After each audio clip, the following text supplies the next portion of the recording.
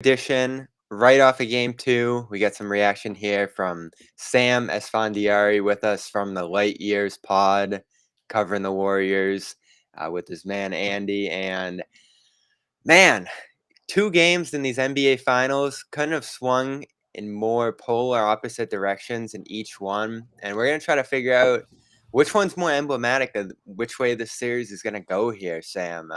Game one, just a shooting explosion for Boston. They carried over a little bit into that first quarter. I think Matt Moore tweeted out that the Celtics were 8 of 13 on heavily contested threes to start this game.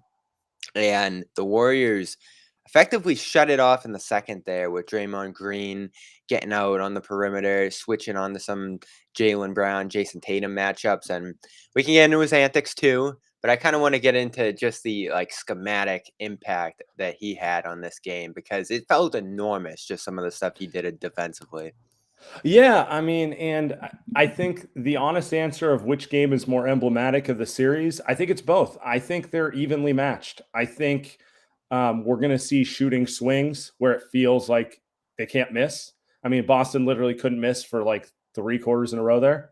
And then we're going to see stretches where, because both teams have the capability of really turning it up defensively, we're going to see stretches where it gets really ugly. But I think my broad takeaway is 1-1 is fair. It's what it should be. And if I had to guess, I think it's probably gonna be 2-2 after the 2 games in Boston.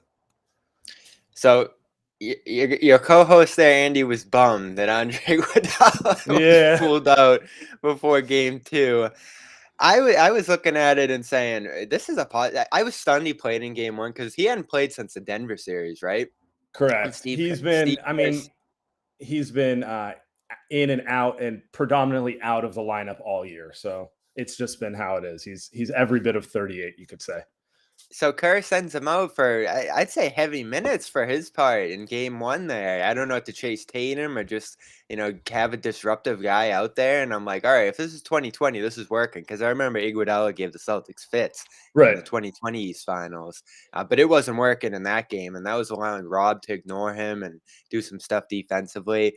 Gary Payton, I'm not going to say he swung the series, which is some headlines out there people are writing. But he feels important in this series, just to have another guy who can switch, defend a variety of opponents. And I'm not sure everybody's been keen on what he's done for the Warriors this year, but there was a standing ovation. He has a great game in his return, 3 for 3. And I think most Warriors fans were really worried when he went down in that Memphis series. And obviously had an enormous impact coming back. Yeah, I mean, you are correct. So just to speak to my co-host, Andy, I mean, Andre Iguodala has played big in so many big games for the Warriors. There's always going to be kind of the sentimental, can he have a throwback performance among segments of the fan base? And honestly, I can fall for that too. I know Steve Kerr, he just trusts him. He knows Andre doesn't make mistakes mentally. So that's why he got thrown out there. But my takeaway was the same as yours. He looked a little rusty, looked, quite frankly, probably too old to play against like Boston's athleticism. And getting GP2 back to essentially take the minutes that they gave to Iguodala in game one was massive because you are correct. He's probably their best point of attack defender. I think he's up there with the best guards in the NBA at kind of ball pressure. You can put him up there with Marcus Smart and who else? Alex Caruso and some of these guys who are really good at kind of pressuring the ball. And he just gives the Warriors another defensive wing, which, as you know, it's like you're not going to be able to compete with Boston if you don't have multiple bodies to throw at Tatum, Jaylen Brown, and just the myriad of options they have scoring from the wing. I was surprised how well he played because hairline fracture in his shooting elbow, like you just don't know how that's going to impact someone. Like shooting form is the obvious one, but like, are you willing to play through contact if you have a fracture in your elbow? Like, human nature says like someone touches it, you're going to shy up. And he didn't do that. He played the same way he's played all season, which is, kind of why he went from a camp invite with a non-guarantee to kind of in the main rotation by mid-season because he played so well. Yeah, and it's startling. He got signed right before the season, right? Like days before. Yeah, They and he picked was him on up a there. he was on a non-guarantee until January. So in theory, the Warriors could have waived him at any time up until January. If they like saw someone in free agency that they thought was a more attractive fit for the roster. And he played so well, like waiving him's not it was never in the cards. Now it's like, can they re-sign him? Like, do they Yeah. have the means to keep him in free agency? He's been really kind of like a revelation for him. Yeah, you see some of those lists, and he's one of the top guys on there. And I remember I thought he would have fit in with the Celtics too. He would have been Mhm. one of those guys that's just switchable, versatile, one of the best defenders. I think he already had that pedigree coming into the Yeah. offseason, and it was just zero offensively, right? That's what held him back and kept teams away for a little while there. Through some G League stints and the Wizards last year. So, uh, massive revelation for the Warriors here. He was incredible in that last game. Uh, some of the other guys, Jordan Poole gets going late. Klay Thompson struggles again in this game. And Steph's been Steph for the brunt of 2 games here and broke the Mhm. Celtics defense in ways we really haven't seen this postseason. One of my Yeah. things coming into this series is that teams can't build the leads. These leads on the Celtics. I think the biggest lead the Celtics had been under was 26 against the Heat, 17 before that. And the Warriors get it up to 29 in this game by the time the fourth quarter gets rolling there. And what do you think was just the biggest thing that shifted there in the third quarter? I think the Warriors kind of got back to their identity, which is it's Steph, Draymond, and versatility around them. So I think through the first game and a half, they weren't sure which players were the best to put around Steph and Draymond. Um, Obviously, Wiggins was one of those players who's just a steady two-way wing at this point. But Clay had been struggling. There's no way around it. Through 2 games, Clay's been subpar. He looks every bit someone who's had 2 terrible leg injuries because it feels like the athleticism of Boston's a little too much for him right now. Jordan Poole was awful in game 1, and defensively, he's gonna be difficult for the Warriors to play against Boston for heavy stretches. Um, but then they figured out that GP2, Wiggins, Otto Porter lineup gave them 3 versatile, switchable guys who can hit just enough shots. That was really the key to it. Also, it's like GP2 hit a corner 3, Wiggins hits his open shots. Otto Porter, his jump shot's been up and down, but like when he's on, he's on. Hit a shot. That one that matched Tatum, it got to 6, and Yeah, he put it back to 9. That was probably the biggest shot of the game, I thought. yeah, and that's I really think where it was. It was, it's everything with the Warriors is about Steph and Draymond. Their offense is based off of basically like how much Steph Curry freaks out defenses. And then Draymond quarterbacks the defense. So it's just about finding the right guys to go around them. And they whether they stumbled into it or it was just like the right rotation at the right time, it feels like that lineup clicked and it's the finals. You can't just give Clay, 3 games to figure it out because if you're down 0-3, what's the point, right? So Yeah, and I'm sure that I don't know what you're calling it. What's the new death lineup? Do you have a name for it? I don't even know if that'll be the lineup that works in the next game. I think Steve Kerr and the Warriors staff are kind of like, we're just gonna have to we have a lot of versatility and we're just gonna have to mix and match around Steph and Draymond in general. Yeah, Maybe next game they need to play bigger more. Maybe Looney's the guy next game that gets like kind of the extended minutes and helps them out. You don't know, but it does seem like they've been doing a really good job at kind of identifying who's going and getting them in that game instead of being like kind of the old dynasty Warriors who it was like you knew the 5-man lineup they were going to go to no matter what. yeah, and I think Looney's already had an impact on the series. Not one of the more Mhm. sizable ones so far, but just as a release valve on some of these possessions where Steph gets Yeah. swallowed up in the lane and there's dump off opportunities. He's been great, and he's almost doing what Robert Williams would normally be doing for the Celtics in circumstances where he'd be healthy. And he has a good game 1, Rob. That is game Yeah. 2. This is what's concerning for Boston, I think, because my X factor coming in was probably Rob just because he steals off the paint. He Mhm. completely cuts off those opportunities from the Warriors, and you saw that in game 1 with 4 blocks, just complete Some deterrence some in of the those lane. blocks were super demoralizing too. The one he had on Wiggins in transition, I was like, oh wow, Like Oh, the that's the type chase of down, yeah. yeah, that's the type of thing where you just like, you put your legs on your shorts afterwards, like, damn, what do I do? And this was my thing coming into this series. If Rob's healthy, I'm picking the Celtics going away, just because I think he's such a matchup breaker there in a variety of matchups, but this one especially against a smaller Warriors team. Putbacks, offensive rebounds in general, the general size he brings to the floor, not to mention the defensive deterrence. But game two, some of these games through these runs, this run over the past couple of rounds here, he's just been a shell of himself, and it's sort of a day-to-day thing. And you worry as the series goes on, even with the gap days, that if he's not himself, this series completely changes. Because you talk about the Warriors searching for lineups. If the Celtics don't have Rob, it's do you go to Grant, who hasn't done much of anything in this series so far? And Pritchard had that nice run in the fourth quarter, but it doesn't feel like Ime really trusts him for extended runs. Not to mention the fact that he's just not a 3-guard kind of coach, it seems. Even in a smaller matchup like this one against the Warriors here, he might get to that, but I just don't know what the lineup is for Boston if Rob's not in it. And Ime almost hesitated to get away from Rob, even when it looked like he was starting to crumble in that third quarter. And that was probably one of the things that swung this game too, is that little sequence at the start of the third where he drops a rebound out of bounds. I think that led to a Warriors 3. He gets that block on Wiggins, but sort of comes up hobbling, and just play after play there. I think it reached a point where he fell on the baseline and just took a few minutes getting up there. So I don't know what to expect from Rob game to game. I think you saw the impact in game one. Game two, he's just not all there. And I know these series come down to stars, but that's one of the glue guys, X factors that could really swing this thing on the Boston side. And you just don't know what you're going to get.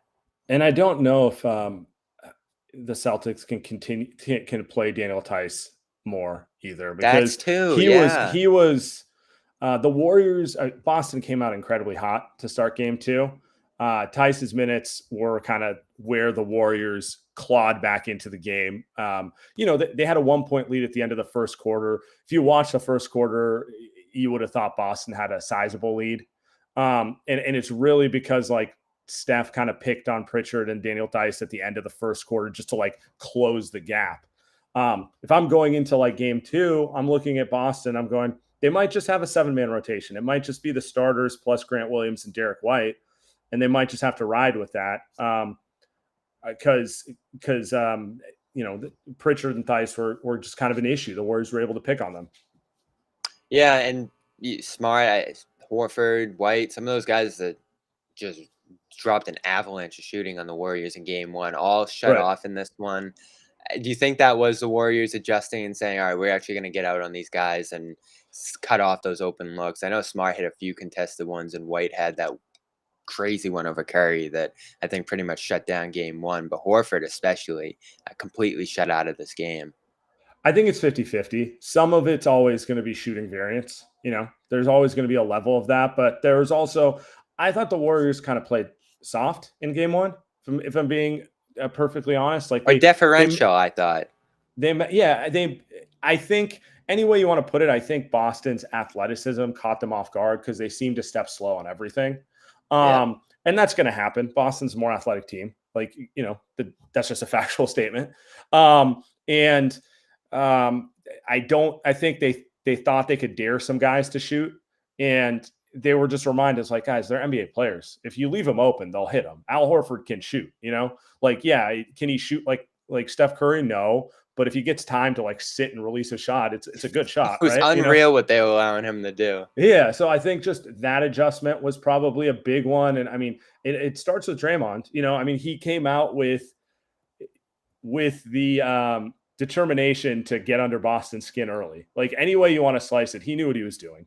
He wanted to kind of send a message and then get his team kind of going, being like, we need to, I'll take a tech. But we need to make them feel us, I guess is the best way to put it, because I think that was honestly why they lost game one. I think Boston's too good that if you just play like kind of like a regular season intensity defense on them, they're going to start hitting shots on you.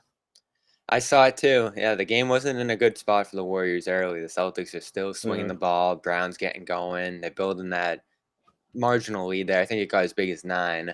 And Green, I think just at the start of the second quarter, puts his chest into Tatum on that play, Yeah. just keeps getting into him, and Tatum kind of slaps him away and draws a foul there. And the string of plays throughout, whether it was his spatting with Grant, he laid on Horford after he stopped him in the post for just a moment too long. By the way, I don't know where Horford post-ups came from, but that was not a good idea. And the big play that And it everyone's did talking feel like about today. I do feel like the Warriors kind of baited that one. So one thing they Yes. did a little bit was cross match Clay onto Horford. Yeah. One, get Clay off of Jaylen Brown, which he had major issues with in game one. Two, you know, I'm sure it'll be something they talk about, but like anytime Horford's posting up, that's a win for the Warriors. That's even if he scores on it, like it's just a less dangerous play than the ball in Jason Tatum's hand driving and kicking. So Yeah, and that hasn't been a thing for Horford really since his last Boston stint. Like he has steadily gotten worse around the basket to the point this year where he's exclusively been a pick and pop jump guy. shooter. Yeah. Yeah, so that's not his game. I don't know why they got to that, but did it about 3 times in this game. It didn't work well. But Draymond, after stopping him on one of those, lays on him just a little bit longer. Al didn't really respond, but Jalen did on that play in the second quarter where Green fouls him on the 3-point shot. Kind of has his legs on top of him. I'm sure just, a little extra moment there, getting up, taking his time, a lot of the little things you talk about there. And this is what frustrates me about game one. I'm going to go down this road. I am. If you pick up the first tech, you talked about it. Green was going to come in, set the tone physically, pick up that first one. Boom. All right, there you go. That's the point of a first tech. You get your little warning, and you got to be careful the rest of the way because you got that warning. So now there's a second dust up there. I feel like every time there's a dust up, it's double text. And Steve Javi was even talking about it on the broadcast. He's like, oh, one tech, we're going to be more cautious about giving a second one. And that just doesn't make sense to me. I feel like it's the opposite. If you have the first, you have to be careful as the player because if you pick up a double tech dusting up with a guy, you're gone, even if it's not warranted of rejection. And listen, I understand it's the finals, major player. You don't want to decide the game as the refs there, but that's on Draymond to me. Like you get into a dust up there, that's on you, and you're out of there. And I don't know why they didn't eject him. I understand the logic of because I agree with you. Like all you really want is consistency. Or like a foul shouldn't be a foul depending on situation. A foul's a foul, right? Like you either did it or you didn't do it, right? So if it's a tech with 0 techs, then it should be a tech with 1 tech, right? Like I understand that logic, but on the other hand, I am someone who's in favor of just less officiating, sorry about the sneeze, less just kind of calling fouls. Like if you're going to err on one side, err on the side of not calling the foul. And I do think that, kind of Jaylen Brown taking the bait a little bit there and that whole thing makes it easy for the refs to be like, we're just going to let him walk away and call it that way. So, but I can, I'm not going to like lie here. Like I can understand Boston fans feeling a certain way about it because if I was on the flip side of it, I'd probably feel a certain way about it too. Yeah. And listen, you got to go on winning that second half. The third quarter was a disaster. But again, like I think that situation's cut and dry. And I don't I know, they do just think decide not to. what do you think of this? Because I think Draymond, look, the whistle was favorable to the Warriors early. No doubt about it. Like they were, and I think Boston let that affect them a little bit. I think there was a Oh, it level always of what does. there was a level of like throw your hands in the air, roll your eyes, like, oh, see, they're not going to let the Warriors lose at home. And then they got mentally unengaged from the game, and that's where the Warriors run started in some ways. Yeah. Like I think Draymond, he walked the line, but he got the result he wanted, which was have them up in their feelings instead of focused on basketball. Yeah, and there's multiple guys on the Celtics. Jalen's not normally one of them, but it felt like it affected him, 1 of 11 the rest of the way. Tatum, it's just an everlasting thing with him. I mean, Ime's thing all year has been breaking the habits, and the one that just won't go away with this group is when the officiating gets away from them, they let it affect their offense. They're hunting for calls. They're not getting back in transition. There was one play on one of the step threes where Tatum got kind of stripped around the basket and he's just standing there a moment too long. And that has led during this playoff run to multiple breakout scores the other way. And Tatum loved his game one. Game 2 was almost the opposite. He's raining threes, but doing nothing else effectively. And I don't know how much he worries you and the Warriors fans and everybody on that side, because obviously a major threat, but there's been games during this postseason where he just really hasn't had it. And I feel effectively through 2 games, passing aside in that first game, which I did give him credit for, he just hasn't rose up to the moment here yet. Well, and I feel like that's what was frustrating about game one. He shot the ball poorly, but I don't think he felt uncomfortable at all. He got 13 assists and only 2 turnovers. And for me, the turnover column is probably going to decide the winner of every one of these games. Both these teams have the propensity to turn the ball over. That It's second like, quarter in game 1 was a mess from the Warriors. yeah, and you know, the second quarter the third quarter for the Celtics, they were turning the ball over a lot there too. It's just always been a thing with both these teams. You know, they love to get loose with the ball, try things maybe they shouldn't try, pass it where no one is. And I think that was kind of the big difference in game two, because it's like Tatum, I would not be surprised if he scores 35 or 40 in game three. Like, he's too good a scorer. He's missing shots he can make. But where the Warriors need to continually win this matchup is like, do what Miami did and force him to just make him uncomfortable and see if you can bait him into turnovers, because both him and Jaylen Brown will turn the ball over if you get aggressive with them. He is Sam Esfandiari. I want to get your general thoughts on the Warriors just being back here, because again, they're getting that treatment like, oh, the run's continuing here. But it was a couple years off. Mini rebuild, bringing in Poole, Payton, these guys to restock the roster. It's the same core here. Russell Wiggins trade, big deal. A couple young guys on the underbelly of this roster that they're trying to use to extend this run. Kuminga, Wiseman, and the rest there. I was looking at this team mid-season, especially when Green was hurt, and saying, they got to consolidate here. Go all in on veterans. Go get a Turner. Go get a Sabonis as green insurance, and just this is your chance. But they stuck with it. They didn't do any moves, and they get back to the finals. Now, who knows if they win this series? I think I'm with you. This is a coin flip between these two teams, and I don't think the Warriors are necessarily set up to dominate the West again. But 2 years off and you're back on this stage, pretty big deal. Yeah, and it's what Warrior fans thought would happen after KD left, because there's this just belief in the core. But then they went through injuries, and you're lying if you didn't have at least some doubt in your mind about, like, is it over?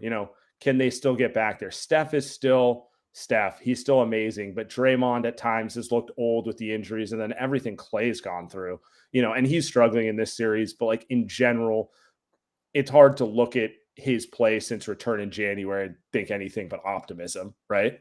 Um, it's, I mean, this team is, and who knows how many more years they have in them. They do have young players that they could flip at some point, right? Like, they do have, or that they could develop. So they do have a chance to kind of have a Spursy type second act here, where they're competing for the West and for the title for the next 3-4 years, which would be amazing longevity wise. But you never know how it's going to play out. I think the major thing you take from this is, like, this team is made to the fan base. Like, people will be talking about the Steph Curry, Draymond Green, Klay Thompson Warriors in the Bay Area for like the rest of my lifetime. It's like, you're a Boston guy. I know, like, the Patriots run is over. People will talk about like the Tom Brady Patriots in New England, like, probably until you're an old man and dying, like that. Yeah. That's like what this team will mean to this area. The only other team I can think of who meant something like that to this area was like the 1980s 49ers. So they've kind of really established themselves getting back here after everything they've been to as like an iconic team that defines a generation. Yeah, not perfect parallel, but you get the Brady leaving aspect and Durant leaving. Somehow the series gets set with Green and Durant bickering about who got double teamed more in the past finals, and I don't know how much of a sore spot. Obviously, Durant leaving and his pettiness there is a given, but for the Warriors fans, how big of a deal is that still? The fact that Durant left and there's still that what if. Not really, It was easy. because Steph was always their guy. No one wanted KD to leave. It was just kind of like, but the ability to get back without him kind of has you doubling down on like the original guy who got the whole thing started. You know, um, it's I don't really know how to explain it other than like, Steph Curry's the guy who was here when they were bad. He's the guy who they won the first title with, who built the whole thing up. KD came and took them to like a level that no one had ever seen before. And quite frankly, I don't think we'll ever see a team that's as good as the 2017 Warriors. Like the amount of like lucky breaks you have to get with like the cap and everything to fit that many players on one team, it's like a perfect confluence of events, right? You just generally don't see that. But to see them get back without him kind of reinforces the belief that they always had something special going on. And I think for at least the local fans, it feels a certain way. He is Sam Esfandiari, as I said, on Twitter. Go check him out there. Go check out the Light Years podcast. Him and Andy. No one talks Warriors like them, and go follow them on Twitter. It's a unique brand. It's great. Love having guys like you on the other side that you can go back and forth with here. And there's going to be a fun series the rest of the way, as you said. Thanks for taking a few minutes. Absolutely. Let's link up later in the series.